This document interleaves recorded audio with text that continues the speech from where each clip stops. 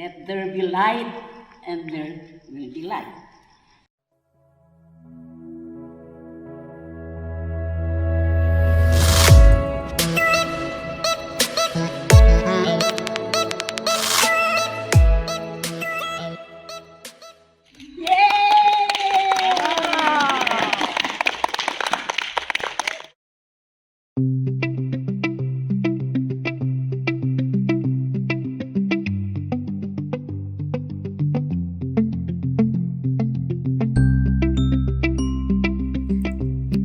Indeed, the light shined at St. Mary's School of Sagada.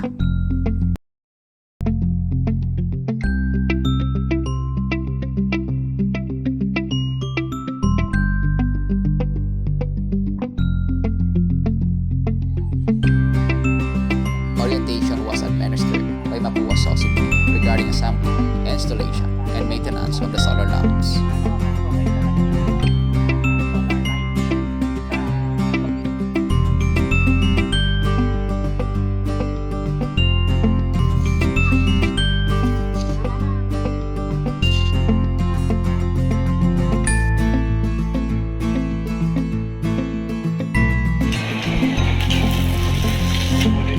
The SMSSI and St. Mary the Virgin Church technical team and other volunteers from different communities assembled and installed the lamppost.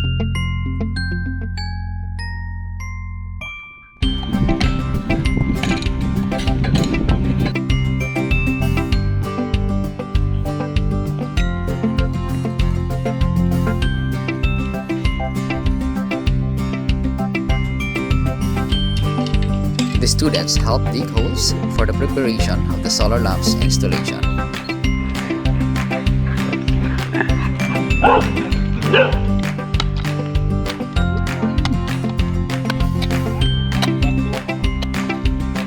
Teachers and students volunteered to help during the installation.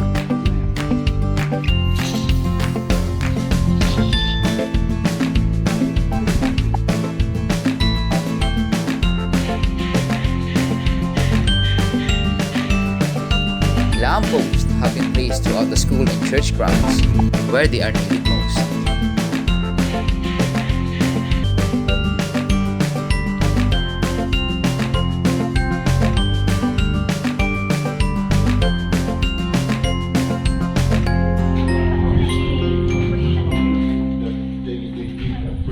A short ceremonial prayer was offered as a celebration of the completion of the solar lamps installation.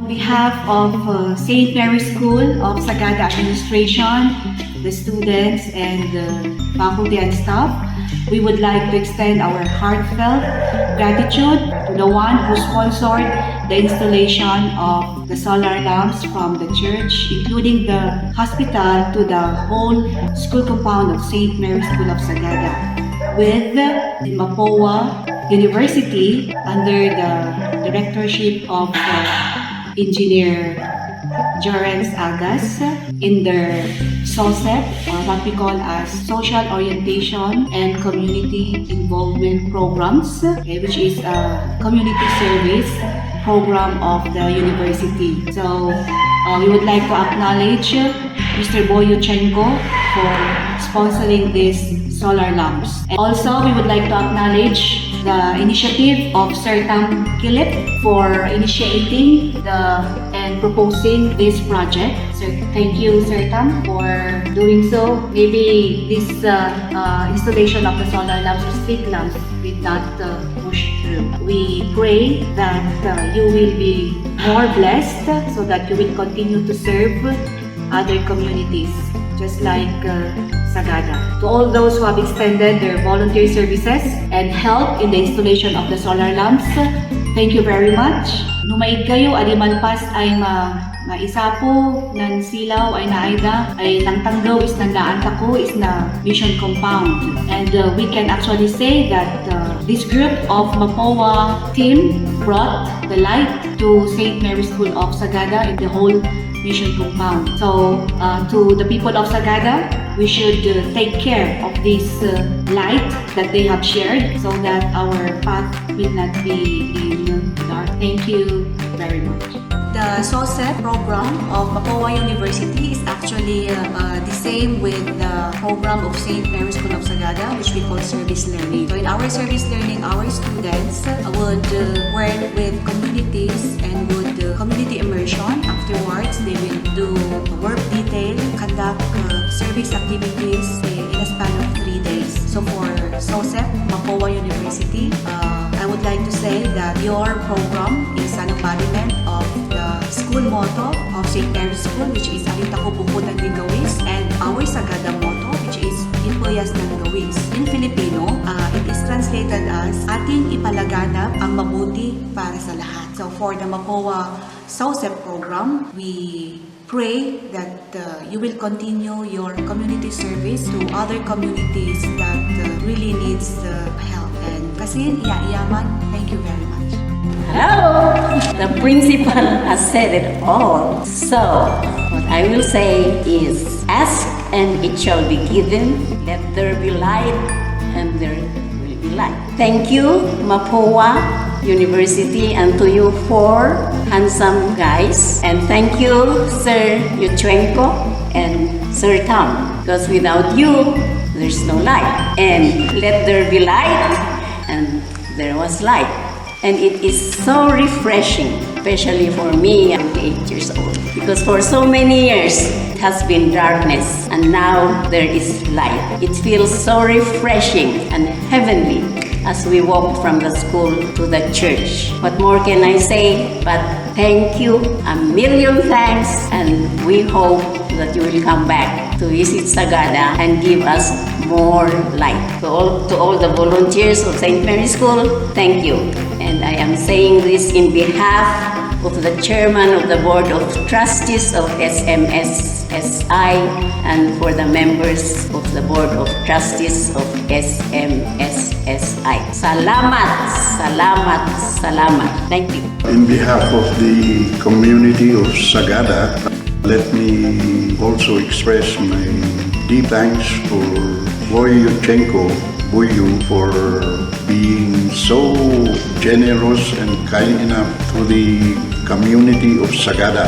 And let me speak in the language that I feel comfortable with, that I would not lose the expression that I would like to give. So, isnanbiyang mi ay Sagada, kayat mi ay iyaman iskan sika gayem ay besat ay Boyo Chenko Jr. isnan ado ay adik kabilang niya, adik kalukot ay inbadbadang mo isnan ili in Sagada tay ulay ng uskilaan sikanan dalos ng itid sinan gasing mo yanan layad mo adi pay wadanan ng uskilanan kaunga-unga nan ado-ado ay inbadbadang mo ay adiak manenum ng tapina ngem is insigon sinan kanam idi enggana duani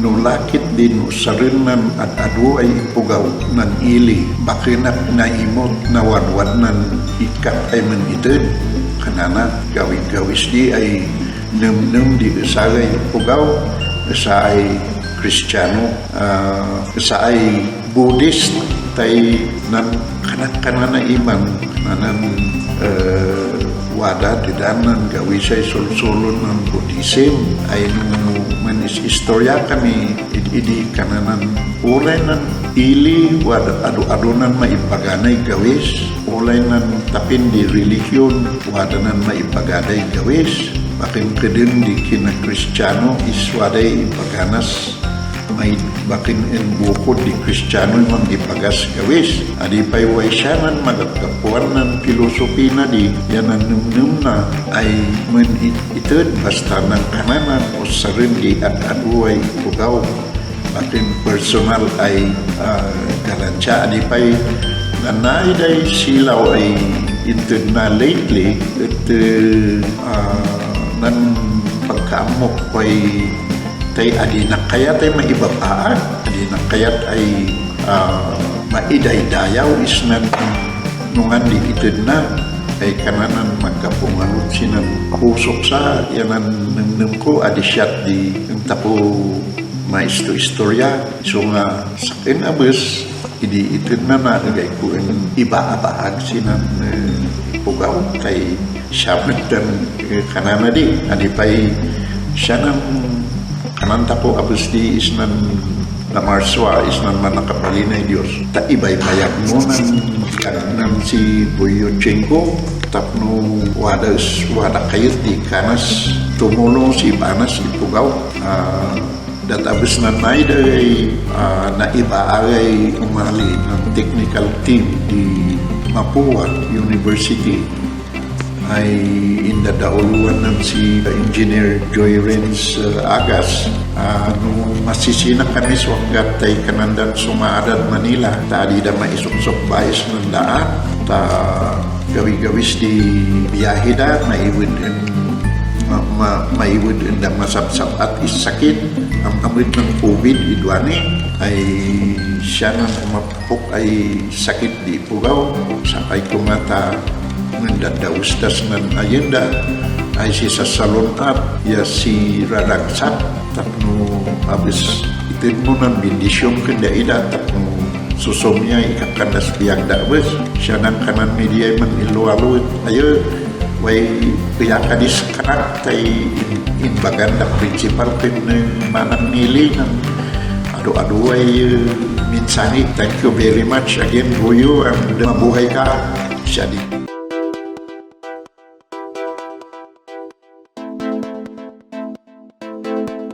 There are lights now. This has been appreciated by the entire mission compound, especially at night.